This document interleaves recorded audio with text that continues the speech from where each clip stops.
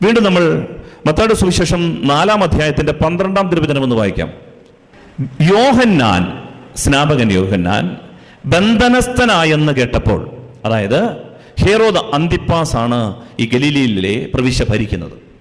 ഈ ഹെറോദ് അന്തിപ്പാസ് സഹോദരനായ ഫിലിപ്പിന്റെ ഭാര്യ ഹെറോദ്യായെ കൈവശം വെച്ചപ്പോൾ ഇത് തെറ്റാണ് എന്ന് ചൂണ്ടിക്കാണിച്ച സ്നാപക യോഹന്നാനെ പിടികൂടി ബന്ധിച്ച് കാരാഗൃഹത്തിലിട്ടു. ഈശോ അറിഞ്ഞത്,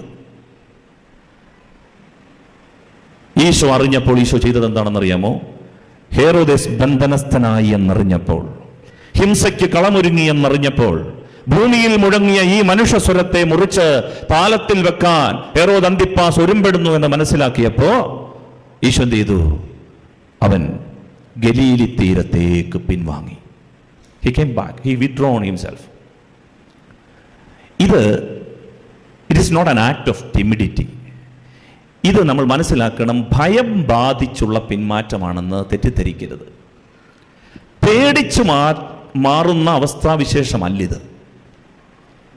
നമ്മൾ മനസ്സിലാക്കണമെങ്കിൽ ഈശോയുടെ സമീപനങ്ങളെ മുഴുവനും നമ്മളൊന്ന് പരിശോധിച്ചാൽ മതി. ഈശോയ്ക്ക് വളരെ വ്യക്തമായ ചില കാഴ്ചപ്പാടുകളുണ്ട് ഈ പിന്മാറ്റത്തിന്റെ പിന്നിൽ.